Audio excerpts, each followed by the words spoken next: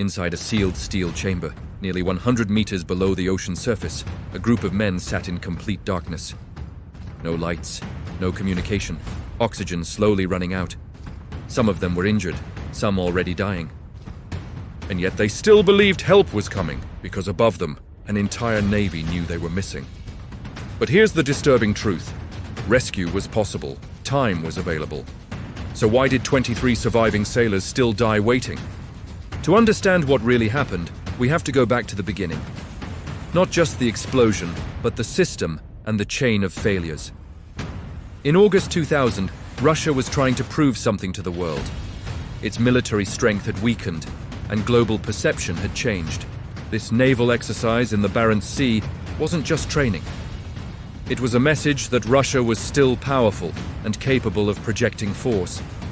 At the center of this demonstration was one of its most advanced submarines, the Kursk, an Oscar II-class nuclear-powered cruise missile submarine. Built to destroy aircraft carrier groups and designed with double hull protection, it was, in theory, nearly unsinkable. That belief would soon be shattered. On board were 118 crew members, trained professionals and veterans. Everything about that day felt routine until 11:28 a.m.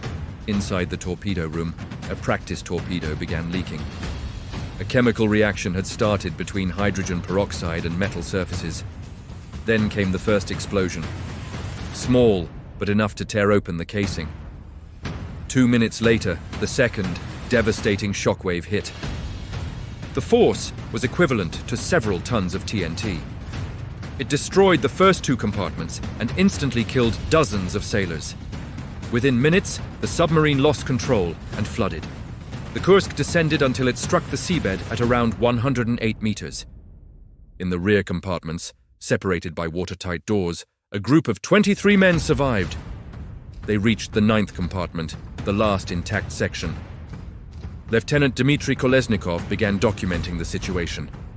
His note was calm and professional, showing discipline even in the face of chaos. In that moment, they believed rescue would come. But above the surface, events were unfolding very differently. The Kursk failed to report back, but commanders waited. That delay would prove critical. Hours passed before serious concern developed. By the time the submarine was located, nearly 16 hours had been lost.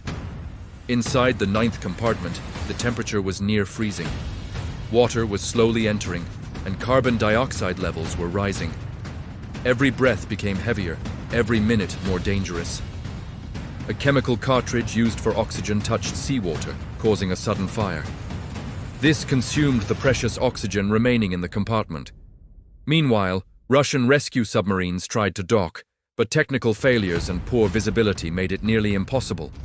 Each failure cost more time. International assistance was offered immediately, but the response was delayed due to concerns about military secrets and national image. By the time foreign rescue teams were finally allowed to assist, it was too late. Divers found the compartment completely flooded. The tragedy of Kursk was a chain of small failures, delays, and decisions, each one adding weight until collapse became inevitable. Investigators confirmed that those 23 men lived for hours after the explosion, long enough that rescue might have been possible. The ocean above the Kursk is quiet now. There are no markers, just cold water, stretching endlessly. But beneath lies a story of failure. If you want more deep, real stories like this, make sure to subscribe. Because the stories that matter most are the ones that make us think.